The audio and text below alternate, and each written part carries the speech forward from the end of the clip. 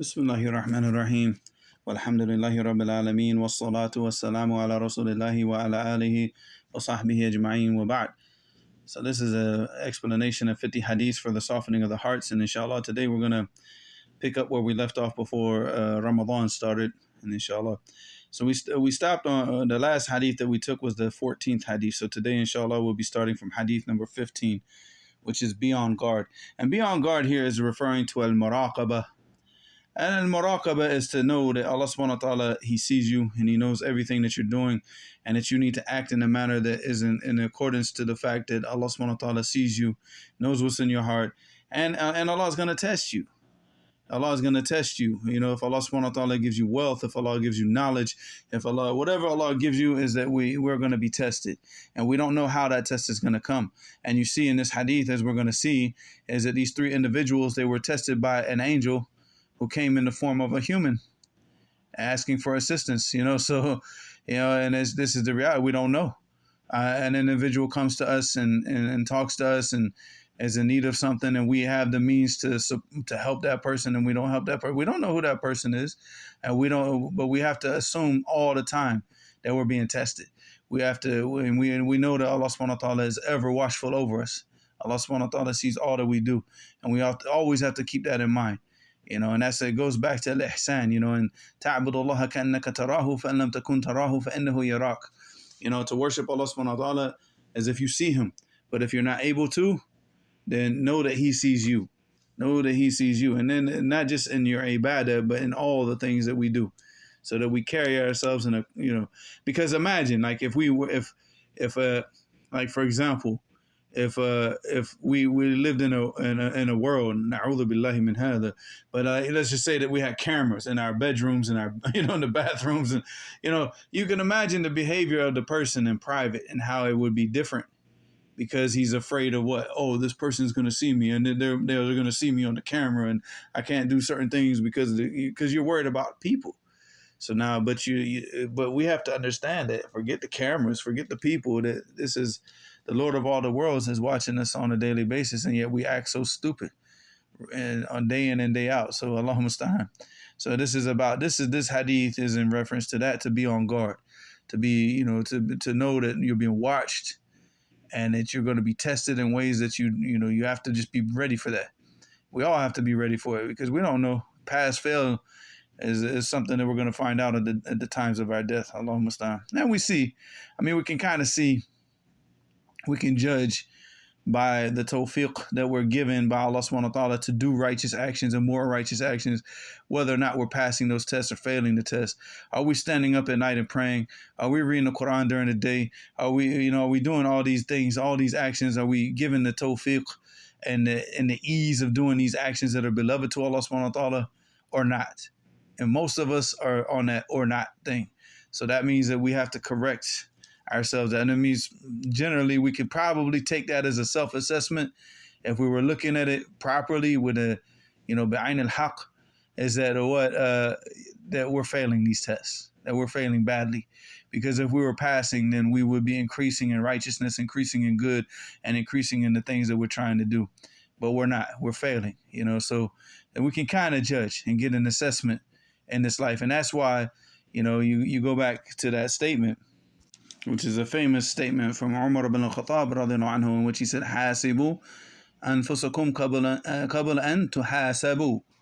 And this is a part of that muhasabat nafs, that taking account of yourself. Take account of yourself, assess yourself, and take an assessment of yourself before that account is taken of you on the day of judgment.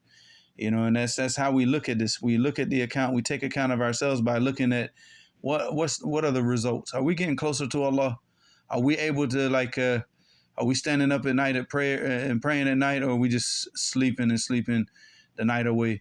Are we reading the Quran after Fajr, or are we on our phones or whatever, or going back to sleep, or whatever? So again, we look at these types of things, and we can see that whether or not we're passing these tests or not. Wallahu musta'an. So this hadith on Abi Hurairah, I'm going to read the hadith first because it's a long hadith. But I also, because of the way that the format that I'm doing this on, normally what I would do with a longer hadith is I would translate it little by little. But obviously, because of this format that I'm doing on YouTube now, with the excerpt, with the what you call it, the screenshots from the book, so I have to read the entire in Arabic first. And plus, since I translated all these ahadith, then I actually read from the translation here, because the ones that I didn't, I like that I fixed some translations, and you see I always translate on the spot. I don't read the translations, but these actually, all of these books, like all of these newer books, I translated everything word for word. So that way I'm actually gonna read from these translations, inshallah. All right, so عن أبي هريرة رضي الله عنه أنه سمع النبي صلى الله عليه وسلم يقول إن ثلاثة في بني إسرائيل أبرص وأقرع وأعمى فأراد الله أن يبتليهم فبعث إليه ملكا فأتى الأبرص فقال أي شيء أحب إليك؟ قال لون حسن وجود حسن ويذهب عني الذي قد قدرني الناس قال فمسحه فذهب عنه قدره وأعطي لون حسنا وجود حسنا قال فأي المال أحب إليك؟ قال الإبل قال أو قال البقر شك إسحاق and إسحاق is from the Rawat al-Hadith, from the narrators of the Hadith. قال فأعطي ناقة عشرا فقال بارك الله لك فيها. قال فآتى الأقرع فقال أي شيء أحب إليك؟ قال شعر حسن ويذهب عني هذا الذي قدرني الناس. قال فمسحه فذهب عنه وأعطي شعرا حسنا. قال فأي المال أحب إليك؟ قال البقر فأعطي بقرة حاملا فقال بارك الله لك فيها. قال فآتى الأعمى فقال أي شيء أحب إليك؟ قال أن يرد الله إلي بصري فأبصر به الناس. قال فمسحه فرد الله إليه بصره. قال فأي المال أحب إليك؟ قال الغنم فأعطي شاة والدا فأنتج هذان وولد هذا. قال فكان لهذا واد من الإبل ولهذا واد من البقر ولهذا واد من الغنم. قال ثم إنه أتى الأبرص في صورته وهيئته فقال رجل مسكين قد انقطعت بي الحبال في سفري فلا بلاغ لي اليوم إلا بالله ثم بك أسألك بالذي أعطاك اللون الحسن والجلد الحسن والمال بعيرا أتبلغ عليه في سفري. فقال الحقوق كثيرة. فقال له كأني أعرفك ألم تكن أبرص يقدرك الناس فقيرا فأعطاك الله؟ فقال إنما ورثت هذا المال كابرا عن كابر. فقال إن كنت كاذبا فصيرك الله إلى ما كنت. قال وأتى الأقرع في صورته فقال له مثل ما قال لهذا ورد عليه مثل ما رد على هذا. فقال إن كنت كاذبا فصيرك الله إلى ما كنت.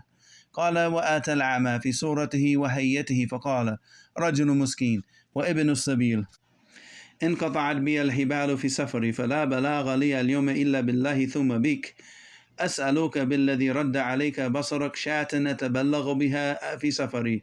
فقال قد كنت أعمى فرد الله إلي بصري فخذ ما شئت ودع ما شئت فوالله لا أجهدك اليوم شيئا أخذته لله. فقال أمسك مالك فإنما ابتليتم فقد رضي عنك وسخط على صاحبيك. رواه البخاري ومسلم.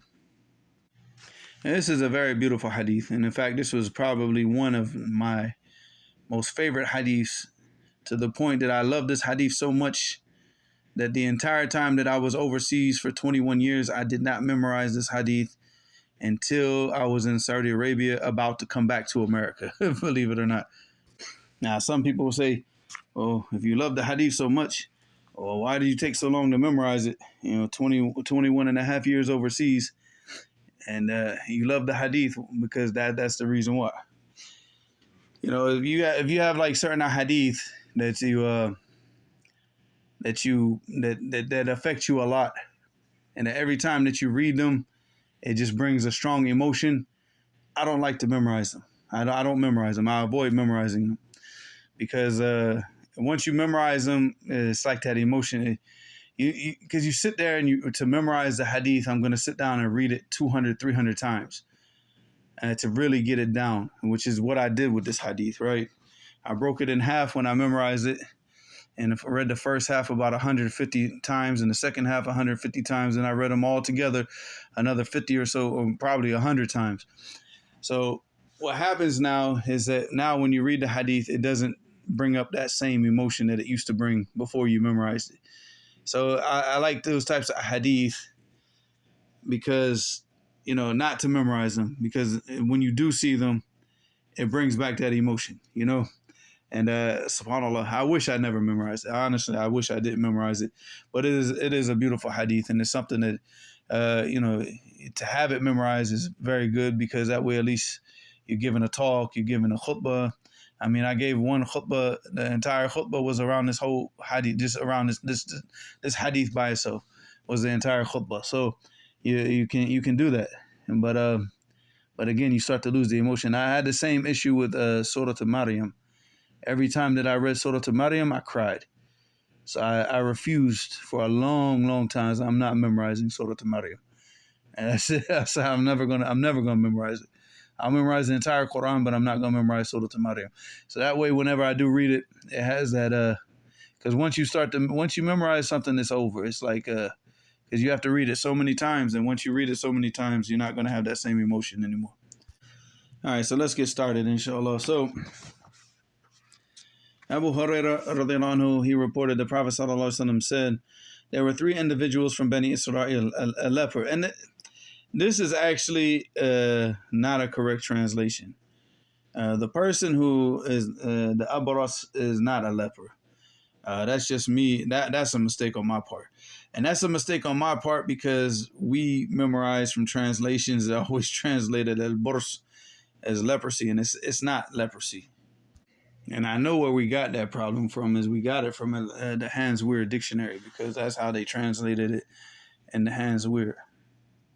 And of course, this goes back to like in our earlier days, especially studying Kitab al-Tawheed, because it's hadith. I became familiar with the hadith from Kitab al-Tawheed.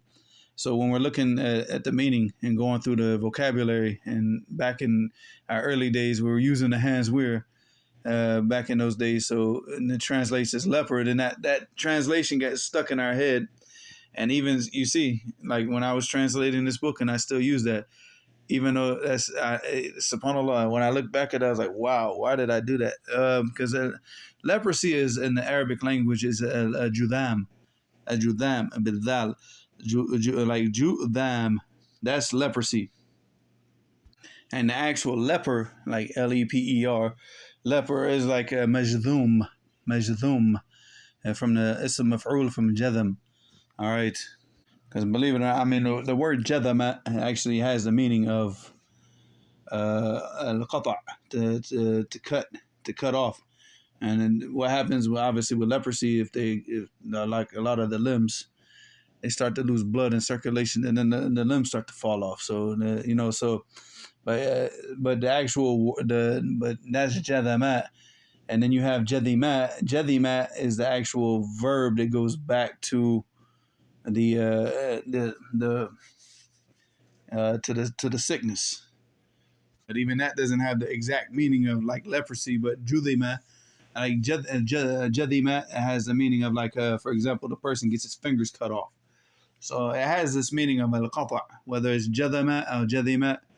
So the person that becomes majdhum and musab bil judam, then this is a leper. All right. So okay. Now we solved that issue. So what exactly is the abras then? All right. So now we have another issue about what is the burs. I mean, and to be honest, I don't know what the medical terminology for this sickness is, but basically it is where the pigmentation of the person, he's got like white patches of skin, So like, for example, if the person, his skin color is like brown, but you see he has like white patches throughout his skin all over his body, like certain areas where they're just like patches of white. So there's like this, there's no pigmentation in those areas. I said, I don't know what exactly that sickness is, like what the name of it is. So inshallah, if somebody knows, you can comment below in the comment section, inshallah, and let us know. But that's what it is. So this is a person who's abras, because the issue of what he's complaining about, obviously, is that his skin, his skin, that he wants like a beautiful skin, because his skin is not the same. He's got all these white blotches all throughout his skin, so his complexion is not good. So he said, so a leper is not correct. That's not all right. But a bald man and a blind man. I think all of the translations, I haven't checked the translated, but I'm pretty sure that they all translated as leper, because again, this just goes back to us going back to the Hans Weir back in the the late 90s, early 2000s. That was like the main go-to dictionary. And that was yeah, that's not correct. You got to understand too, the Hans Wehr is a dictionary. It's Arabic to German, and then they translated it from German to English. So, along with time. So he said, but I'll just read as it is. A leper, a bald man, and a blind man. Allah wanted to test them. So he sent an angel to the leper, and the angel asked him, what is the most beloved thing to you? The leper answered, a beautiful complexion, beautiful skin, and the removal of that which causes the people to detest me. The angel wiped over him, and his affliction was removed. He was given a good complexion and good skin. The angel then asked, what wealth is most beloved to you? The leper answered, camels, or he said cows. Ishaq had doubt. And obviously the correct answer, based on, as we see through the narration, is camels. But Ishaq, when he narrated the hadith, he had doubt whether or not it was camels or cows. The leper was then given a pregnant female camel. The angel said, may Allah bless you in your wealth. Now, I want you to pay attention now when we look at we're just going to call him a leper for now, but I mean, obviously, like I said, that's not the correct terminology. But all right, so look at the leper, look at the bald man in comparison to the blind man. And you see that as we're going to see here, as we look at the bald man also, is that they're concerned about the people. Their concern is, I get this thing away from me that causes me to be detested by the people. Their concern is about the people. Then pay attention to the response of the blind man when he answers the same question. So then I said, the angel then went to the bald man, and he asked him, what is the most beloved thing to you? The man answered, good hair and the removal of that which causes the people to detest me. So same answer. Remove this thing that causes the people to look down on me, to detest me, because all he wanted to be is raised in status among the people. He's not concerned with getting closer to Allah, as we're going to see. The angel wiped over him, and his affliction was removed. He was given good hair. The angel then asked, what wealth is most beloved to you? The bald man answered, cows. He was then given a pregnant cow, and the angel said, may Allah bless you in your wealth. The angel then went to the blind man, so let's see his response. And he asked, what is the most beloved thing to you? The blind man answered, that Allah restore my vision to me so I can see the people. You see, he attributed the blessing back to Allah. And he said, man, that Allah restore my vision to me. Whereas you see the other people, they didn't say, oh, that Allah give me good hair, or that Allah make my skin beautiful. And they said, oh, I just want beautiful skin. I want good hair. But again, they were not even attributing the blessing back to Allah before the blessing was even given to them. So what do you think they're going to do now once they have the blessing? Are they going to give Allah credit for the blessing that they've gotten? Or are they going to think, oh, this is from my hard work and me and I'm good, and this is what we're going to see? And of course, the people who are familiar with this hadith, you already know the answer. So the angel then went to the blind man, and he asked, what is the most beloved thing to you? The blind man answered, that Allah restore my vision to me so I can see the people. Simple man. All that, he says, so I can see the people. He's not trying to look for status amongst the people. He wasn't trying to get the blessing so he could be raised up and respected and loved by the people. He just said, I just want to see the people. Just may Allah, I want Allah to restore my vision so I can see the people. Just a simple request. As the angel wiped over him, and his vision was restored. The angel then asked, what wealth is most beloved to you? The blind man answered, sheep. Again, simple. You see the other two, cows, camels. They wanted the most expensive wealth. Because why? They want to show off. They want to be people of status amongst the people. They want to be respected and looked at with awe and respect and esteem amongst the people. You see the blind man, two requests. I want may Allah restore my vision so I can see the people, and I want sheep. Humble, humility. Allahumma staan.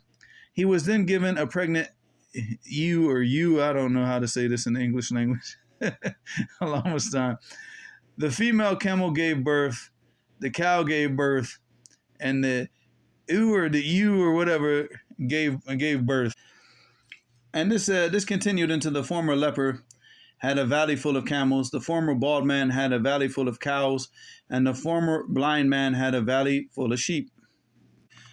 The angel then visited the former leper in his former image. So he came to him Obviously not as a leper, because we've agreed that that's not what this means. But he came to him with the same skin disorder and in the same state. And, because not only did he have the skin disorder, but he was also poor. So he came to him as a poor man with this skin disorder that causes him to be detested by the people and disliked by the people. And he came to him in this image. And this was the test. And this is why I say, like, wallahi, we have to be very careful, because we don't know how we're being tested. And we get tested by somebody who comes to us in a state that we used to be in. And how many times did this happen? So we don't know who these people are. We don't. So we have to be very careful. And then this hadith is a testimony to how careful we need to be. So the angel then visited the former leper in his former image and state and his state, and he said to him, "I'm a poor man who has been stranded in his travels, and there is no means for me to return to my family except with Allah and then you." See, this alone should have had him be careful, because the angel said, "Fala balagha li al-yawm illa billahi thumma bik." So, great implementation of Tawheed. And right there, if he had been a person of Deen, he would have caught on to that and said, "Whoa, I'm being tested right now," But obviously, he's a Sahib al-Dunya, Sahib al-Hawa, and he's not concerned with test and Tawheed and knowledge of the Deen. So Allahumma musta'an. So he would have caught that statement from the angel. So Allahumma musta'an. Which is not something that an ignorant person would say. As you see, ignorant people will say, "Oh, there's no means for me except with Allah and you, which is shirk. It's a minor shirk to put a person in the same, and then you, after Allah, then you, So, and this is an issue, and that goes back to an issue that we study in Kitab al-Tawheed. So, Allahumma musta'an. So, he said, "I ask you by the one who has given you a good complexion, good skin, and wealth." He's reminding him. He's reminding him of the blessings, and he's reminding him of where these blessings came from, because he knows, I'm asking you by the one, by Allah, who has given you this blessing. So he's asking him billah. So Allahumma musta'an. So he said, "I'm asking you by the one who has given you a good complexion, good skin, and wealth for one camel, which I can use to complete my travels." Now, keep in mind, he's got a whole valley full of camels, right? The former leper responded, "The rights of people over me are numerous." Because he's basically saying, "Oh, everybody has a need with me. Everybody wants something from me." Like that type of attitude. Like everybody's just out to get my wealth. Everybody. So he's ignorant. He's not focusing on like the language and the tests. And then the fact that he got asked by Allah to give him one camel out of a whole valley full of camels. The angel then said to him, it is as if I know you. Were you not a leper whom the people detested? And were you not a poor man whom Allah gave wealth to?" Again, reminding him of the blessing and reminding him of where these blessings came from. The former leper answered, "Verily, I inherited this wealth from my forefathers," lying. The angel then told him, "If you are lying, then may Allah return you to your former state." Now, obviously, we don't have the affirmation of this in the hadith, but we know that he's lying, and we know that dua is answered. So we can understand that he got returned to his former state, lost his wealth, or he got returned to his skin disorder, loss of pigmentation or whatever it is, and being detested by the people once again. The angel then went to the former bald man in his former image and state. The angel said to the former bald man the same as he said to the leper, and he received the same response from the former bald man which he received from the leper. The angel then said, "If you are lying, then may Allah return you to your former state." So we can also understand that the same thing happened to the bald man. The angel then finally went to the former blind man in his former image and state. So he came as a blind man, a poor man, and he said to him, "I am a poor man who has been stranded in his travels, and there is no means for me to return to my family except with Allah and then you. I ask you by the one who restored your vision to you for one sheep which I can use to complete my travels." The former blind man responded, "Verily, I used to be blind, and Allah restored my vision to me. So take what you want and leave what you want. I swear by Allah that I will not deny you anything which I have taken for the sake of Allah. So here you see the exact opposite response. دعني خذ ما شئت ودع ما شئت. Take what you want and leave what you want. You know, subhanallah, subhanallah. Look at the difference for, again, because this is a man, and this is a man who from the very beginning, he said, I asked, that he asked Allah subhanahu wa ta'ala to return his vision.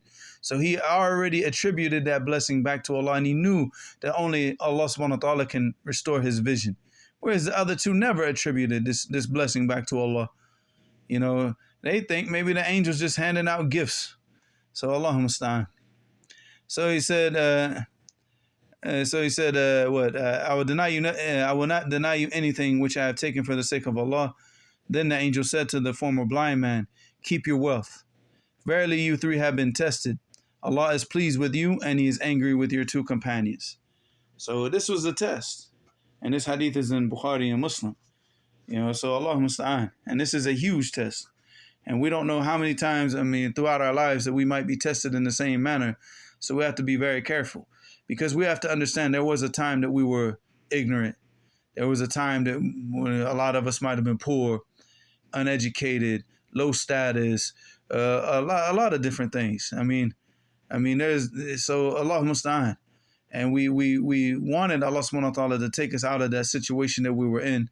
And Allah blessed us with Islam. And through Islam, through our obedience to Allah subhanahu wa ta'ala and the knowledge of Islam, that Allah subhanahu wa ta'ala raised us to whatever he raised us to, and took us out of like this despicable life that we used to live. So we have to be grateful. We have to be thankful to Allah subhanahu wa ta'ala for that blessing. And the many blessings, because obviously there's no possible way that we could ever count the blessings that Allah subhanahu wa ta'ala has given us on a daily basis, and every second of every day of our lives. We're just living in complete ni'mah. We're living with Allah's blessings. Every second that you can see, you can hear, you could talk, all of these are blessings from Allah. Allah could take any of these things away from us at any moment. How many people have lost their eyesight, lost their hearing, lost their ability to talk, lost one of their limbs, subhanAllah. So just having gratitude and being grateful and showing that gratitude by always remembering that all the blessings that we have are from Allah. And if Allah subhanahu wa ta'ala wanted to take these blessings, he could take it from us. So we have to be grateful and we have to act right with these blessings that Allah subhanahu wa ta'ala has given us. And that way we get increased. Like Allah subhanahu wa ta'ala said in Surah Ibrahim, وَإِذْ تَأَذَّنَ رَبُّكُمْ لَإِنْ شَكَرَتُمْ لَأَزِيدَنَّكُمْ وَإِنْ كَفَرْتُمْ وَلَئِنْ كَفَرْتُمْ إِنَّ عَذَابِي لَشَدِيدٌ. Allahumma musta'an. So with تَأَذَّنَ رَبُّكُمْ, if Allah subhanahu wa ta'ala, when he announced and called out to the people, لَإِنْ شَكَرَتُمْ, if you were grateful to the blessings that Allah subhanahu wa ta'ala has given you, لَأَزِيدَنَّكُمْ, that I will increase you. Allah subhanahu wa ta'ala is telling you through your gratitude that you will be increased in blessing. And the best of all blessings is iman and knowledge. وَلَئِنْ كَفَرْتُمْ, and if you act ungratefully with these blessings, إِنَّ عَذَابِي لَشَدِيدٌ, that verily my punishment is very severe for those people. Wallahu musta'an. May Allah make us from amongst the shakirin. Ameen. Wa ilahuna subhanakallahumma wa bihamdika ashhadu an la ilaha illa ant astaghfiruka wa atubu ilayk.